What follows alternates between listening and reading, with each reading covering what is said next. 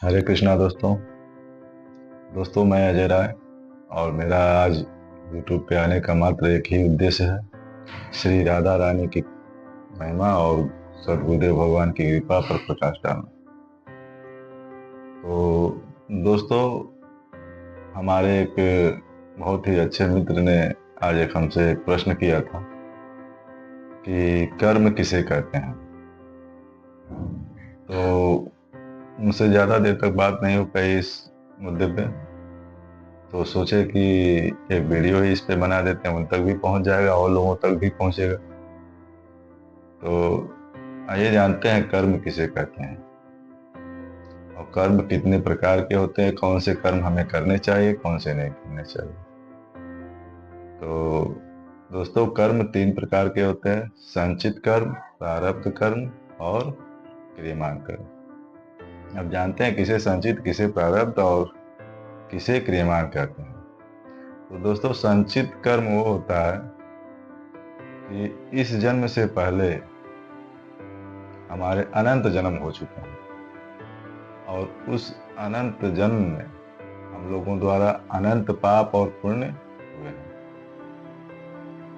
जो भी हम लोगों द्वारा कर्म किए हुए हैं वो एक भी नष्ट नहीं हुए, वो सब जमा है, वही संचित रूप में जमा है, वही संचित कर्म है। तो दोस्तों, अब जानते हैं प्रारब्ध। तो प्रारब्ध, संचित से ही प्रारब्ध बनता है। प्रारब्ध कर्म जैसे इस शरीर की रचना होती है, जब इस शरीर की रचना प्रभु करते हैं तो उसी संचित कर्म से कुछ पाप और कुछ पुण्य से यह शरीर बनाया जाता है, जो कि उसी समय इस शरीर में वो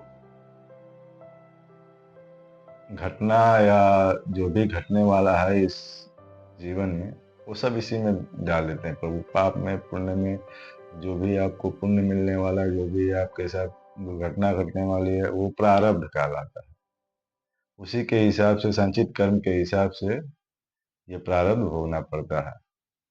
प्रारब्ध भोगना ही पड़ता है, इससे कोई बच नहीं सकता। चाहे ऋषि मुनि हो, तपस्वी हो, चाहे कोई भी हो, चाहे एक साधारण व्यक्ति हो, इस प्रारब्ध से कोई नहीं बच सकता। हाँ, बस इतना होता है कि जो भगवत मार्ग पे चलता है, प्रभु के मार्ग पे चलता है, तो उसको पता नहीं चलता है कि प्रारब्ध आया है। और जो साधारण व्यक्ति है वो तो व्यथित हो जाता है, डिप्रेशन में चला जाता है, यहाँ तक कि आत्महत्या करने का भी विचार उसके मन में आने लगता है। तो यही प्रारब्ध है। अब बात करते हैं क्रियमान कर्म की। तो दोस्तों, क्रियमान कर्म जो है ये कि सबसे महत्वपूर्ण कर्म है। ये क्रियमान कर्म, इस कर्म पे विचार करने योग्य है।